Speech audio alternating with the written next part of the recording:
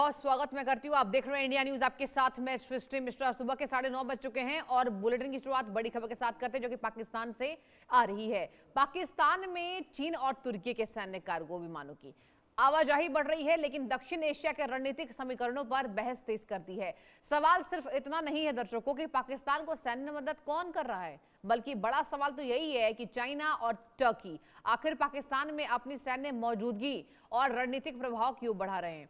चीन के लिए पाकिस्तान लंबे समय से भारत के खिलाफ एक महत्वपूर्ण रणनीतिक साझेदार रहा है। सिपेक में चीन का भारी निवेश है और उसकी सुरक्षा के लिए पाकिस्तान की स्थिरता और सैन्य क्षमता बीजिंग के लिए अहम है। अब आपको बताएं कि रक्षा क्षेत्र की बात करते हैं तो पाकिस्तान की चीन पर निर्भरता भी बेहद मजबूत है। ऐसे में चाइना किसी दूसरे देश को पाकिस्तान का प्रमुख सैन्य साझेदार बनते हुए देखना नहीं चाहेगा। दूसरी तरफ भी तुर्की भी पाकिस्तान के साथ अपने रक्षा रिश्तों को लगातार मजबूत कर रहा है। ड्रोन तकनीक है, नौसैनिक सहयोग कर रहा है, सैन्य प्रशिक्षण दे रहा है और रक्षा उत्पादन के जरिए अंकारा पाकिस्तान में अपना प्रभाव बढ़ा रहा है। तुर्की के लिए पाकिस्तान सिर्फ एक रक्षा बाजार नहीं है, बल्कि दक्षिण एशिया में रणनीतिक और कूटनीतिक पहुंच बढ़ाने का जरिया भी है।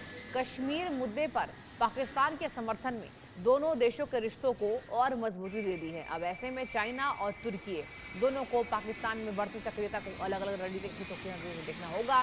चीन और पाकिस्तान को मजबूत करके भारत पर पश्चिमी दिशा से रणनीतिक दबाव बनाए रखना चाहता है, जबकि तुर्की रक्षा निर्यात और क्षेत्रीय प्रभाव के जरिए अपनी भूमिका बढ़ाने की कोशिश में है। और यही वजह है कि पाकिस्तान अब दोनों ताकतों के लिए अहम रणनीतिक साझेदार बनता नजर आ रहा है दर्शकों। लेकिन भारत के लिए चिंता का विषय यह है कि अगर चाइना की सैन्य क्षमता, तुर्की की ड्रोन तकनीक और पाकिस्तान की भौगोलिक स्थिति एक साथ काम करती है तो एलओसी से लेकर अरब सागर तक सुरक्षा चुनौती का दायरा बढ़ सकता है।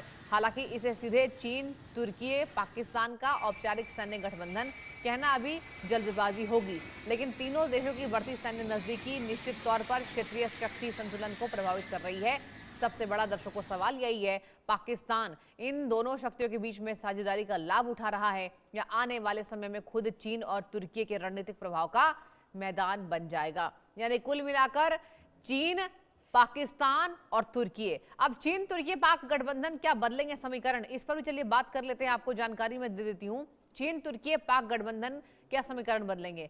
चीन, तुर्की, पाकिस्तान की बढ़ती सैन्य नजदीकी भारत के सामने 2.5 फ्रंट का खतरा है। जी हाँ, तुर्की की ड्रोन तकनीक से बढ़ेगी चुनौती, एलओसी पर ड्रोन वॉरफेयर का खतरा होगा, कश्मीर पर तुर्की का पाकिस्तान को समर्थन है, यूएन में भारत के खिलाफ कूटनीतिक दबाव बनेगा, अरब सागर में बढ़ सकती है नौसैनिक चुनौती और चीन पाकिस्तान की सैन्य ताकत बढ़ा रहा है। मतलब चाइना पाकिस्तान को मदद कर रहा है और तुर्की और पाकिस्तान चीन की साझेदारी से कहीं ना कहीं एलओसी पर भी यहाँ पर दबाव बन सकता है।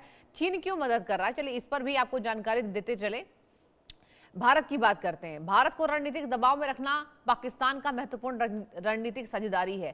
अब भारत के पश्चिमी मोर्चे पर बड़ा साझेदार है। सीपेक की सुरक्षा में पाक का बड़ा योगदान है। पाकिस्तान में चीन का बड़ा निवेश है दर्शकों और रक्षा सहयोग चीन पाक का रिश्ते को मजबूत स्तंभ प्रदान करता है। पाक की सैन्य क्षमता में चीन की भूमिका है और पाकिस्तान चीन को हिंद महासागर में ताकतवर बनाता है। और यही तमाम ये गठजोड़ जो है, ये कहा जा रहा है कि ये कहीं ना कहीं तिगड़ी बनती नजर आ रही है। तुर्की क्यों मदद कर रहा है, तुर्की की बात करना बहुत जरूरी है कि इस्लामिक दुनिया में खलीफा बनने की चाहत है तुर्की की, अपनी रक्षा बाजार को बढ़ाना है तुर्की को, पाकिस्तान के साथ रणनीतिक साझेदारी मजबूत करना है और क्षेत्रीय प्रभाव बढ़ाने की कोशिश कर रहा है तुर्की। नई रक्षा साझेदारियां बनाने की कोशिश में है तुर्की और तुर्की ने पाक और सऊदी से मक्का समझौता भी किया है। तुर्की पाकिस्तान सुरक्षा सहयोग बढ़ गया है और इसके साथ ही आपको बताएं जिस तरीके से ये तमाम जानकारियां इस बात को इशारा कर रही है कि ये जो सैन्य गतिविधियां बढ़ रही हैं ये आने वाले संकट का संकेत हो सकती हैं और कहीं ना कहीं ये गतिविधियां ये बता रही हैं कि चाइना, पाकिस्तान, तुर्की अब यहां पर कहीं ना कहीं एक दूसरे की सैन्य क्षमता के अकॉर्डिंग मदद करते नजर आ रहे हैं। देखिए ये मुद्दा खास है और इसी वजह से दो बेहद खास मेहमान डिबेट में जुड़ चुके हैं मेरे साथ। Group captain UK Devnath sir, defence expert है साहब, गुड मॉर्निंग, आपको बहुत स्वागत है आपका। और श्रुति दास गुप्ता जी मैम, आपका भी बहुत स्वागत है, शी इज फॉरेन एक्सपर्ट। और पहले मैं इस पर जानकारी चाहूंगी श्रुति जी आपसे। श्रुति जी, इन तमाम साझेदारियों को कैसे देख रही हैं और क्या वाकई जो हमने दर्शकों को साझा किया कि अभी जल्दबाजी होगी ये बोलना कि ये रणनीतिक दबाव भारत के खिलाफ है, क्या लग रहा है श्रुति जी, किस तरीके से इस खबर को आप देख रही हैं? नमस्कार आपके और आपके दर्शकों को।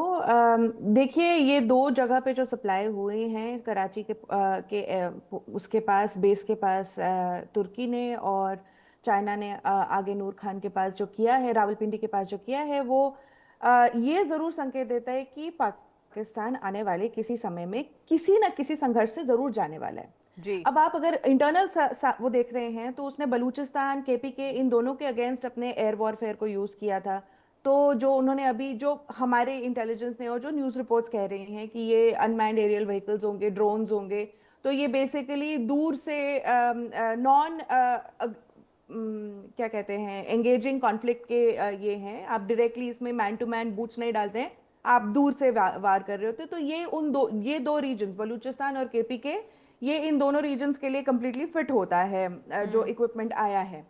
और दूसरा जो उनका 2 बार लड़ चुके हैं वो अफगानिस्तान के साथ, तो हो सकता है अफगानिस्तान की तरफ भी उनका पहल बढ़ रही हो, तो उसके लिए भी वो आर्म कर सकते हैं। पीओजेके के अंदर जो उनका जो स्कर्मिश चल रहा था, उसमें उन्होंने रेंजर्स को यूज किया, वेपन्स को यूज किया, पर उसमें एरियल कुछ भी यूज नहीं किया है। तो एरियल कॉम्बैट वाले जो ये हम सुन रहे हैं, जो कैश आया है वेपन्स का, और बहुत छोटे 60 आवर्स के टाइम लिमिट के अंदर ये डिपॉजिट हुआ है, which is like an emergency हो रहा है। तो इसके दो इंडिकेटर्स है कि या तो इंटरनल उनको कोई आप इंडिकेशन मिली है कि उनको अपना कुछ इंटरनल जो प्रॉब्लम्स हैं, जैसे बलूचिस्तान अलग होना चाहता है, उसको कंट्रोल करना चाहते हैं, केपीके के अंदर जो हो रहा है और उसके साथ जुड़े हुए वो जो अफगानिस्तान के साथ खेल खेलते हैं, उसके अंदर कुछ होने वाला है। और तीसरा जो सबसे बड़ा इंडिकेटर हमें नजर आता है वो है कि ईरान वॉर, हम सबको पता है, दोबारा से छिड़ने की कगार पे आ रखा है। दोनों तरफ से बहुत ज्यादा अग्रेसिव कॉन्वर्सेशन हो रही है, चाहे वो यूएसए की तरफ से हो, चाहे वो ईरान की तरफ से हो। और क्योंकि अभी का जो पाकिस्तान है वो ईरान के साथ अपना बॉर्डर शेयर करता है, तो वो इसके लिए भी अपने आप को आर्म कर रहा हो, क्योंकि उसने जो डिफेंस पैक्ट्स करे हैं तुर्की के साथ, उसके सऊदी अरेबिया के साथ, तो उसको वहां सप्लाई भेजना है। चाइना डायरेक्टली वहां सप्लाई नहीं करेगा, तो उससे सप्लाई लेकर अपने आप को इंटरनल बूस्ट करना और अपने इंटरनल सप्लाई को मूव करना उस तरफ। तो आने वाला जो रीजनल वॉर हो रहा है वेस्ट एशिया की तरफ, तो उधर में भी हो सकता है पाकिस्तान को अपने आर्म्स एम्युनिशन के लिए जरूरत पड़ रही हो। और ये जो तुर्की का स्पेसिफिकली जो ड्रॉप्स हैं, वो उसी की तरफ इंडिकेट करते हैं, क्योंकि वो अफगानिस्तान के खिलाफ डायरेक्टली नहीं एक्ट करना चाहेगा, पर वो रीजनल वॉर जो हो रहा है वेस्ट एशिया में, वो ईरान के खिलाफ जरूर एक्ट कर सकता है, और पाकिस्तान उसका एक इंपॉर्टेंट प्यादा हो सकता है इसमें। ठीक है, ठीक है। Group captain UK Devnath sir, मैं आपसे भी यही सवाल पूछना चाहूंगी कि आप इन तमाम गतिविधियों को कैसा दिख रहे हैं? पहला कमेंट आपका क्या होगा सर इस पर? सृष्टि, देखो, पाकिस्तान जो है वो जाहिर बात है अपने यहाँ कुछ हथियार बनाने की कोशिश करता है। जी।